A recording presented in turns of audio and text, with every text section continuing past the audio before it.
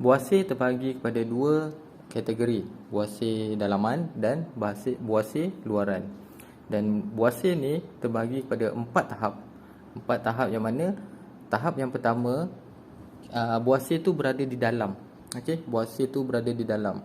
Jadi biasanya tahap yang pertama ni kita akan dapati najis kita bila keluar dan terjatuh tu dia akan diselaputi dengan darah akibat luka geseran buasir yang masih dekat dalam. Okey. Untuk buasir yang kedua, tahap kedua, buasir tu terkeluar.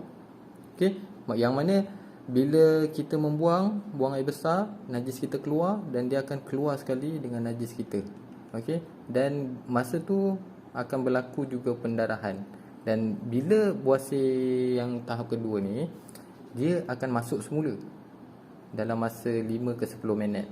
Okey, dia akan masuk semula. Bila dia dah terkeluar tu, dia akan masuk semula. Itu tahap yang kedua. Tahap pertama dan tahap kedua ni ialah jenis buasir dalaman. Dia masih berada dekat dalam. Untuk buasir yang tahap ketiga pula, buasir tu akan terkeluar bersama dengan najis kita. Bila kita buang, najis tu keluar dan dia akan terkeluar dan dia akan still kat situ. Okey, kita perlu tolak dia semula untuk masuk ke dalam. Okey, bayangkan dengan darah, okey, kita kena tolak dia masuk ke dalam. Bayangkan. Okey, itu tahap yang ketiga.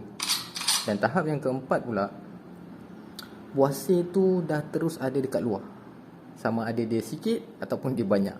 Okey, sebab buasir ni dia boleh jadi ada 2-3 ketul kat dalam tu, dia akan terkeluar. Okey. Bayangkan dalam keadaan macam ni, tahap 4, najis kita keluar, berlaku pendarahan macam tu dan dia tak boleh masuk semula, dia dekat situ. Macam mana kita nak duduk, macam mana kita nak berdiri, memang tak akan selesa. Okey, tambah-tambahan pula orang yang kena sembelit. Okey, bila najis tu kering dan keras, dia bergesil. Ya Allah. Okey. Jadi buasir, jika anda dapati anda mengalami masalah buasir, segera dapatkan rawatan. Sebab buasir ni bukan perkara main-main. Dan katakan anda di tahap yang pertama dan dia boleh melarat terus ke tahap-tahap yang lain, sama ada cepat ataupun lambat. The point is, anda kena dapatkan rawatan segera.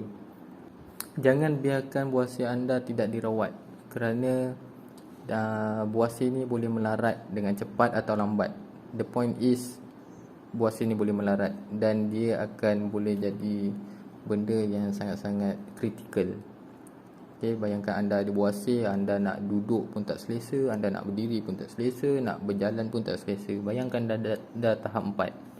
Okay, jadi saya syorkan anda ambil Hemos ini setiap hari untuk mengecutkan dan melegakan sembelit jika ada. Dan kebanyakan orang yang mengalami masalah buasir ni, dia ada sembelit sekali. Jadi Hemos ni adalah solution yang anda perlu cuba.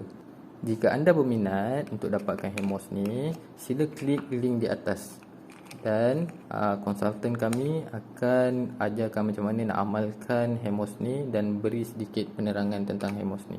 Okey, klik link di atas.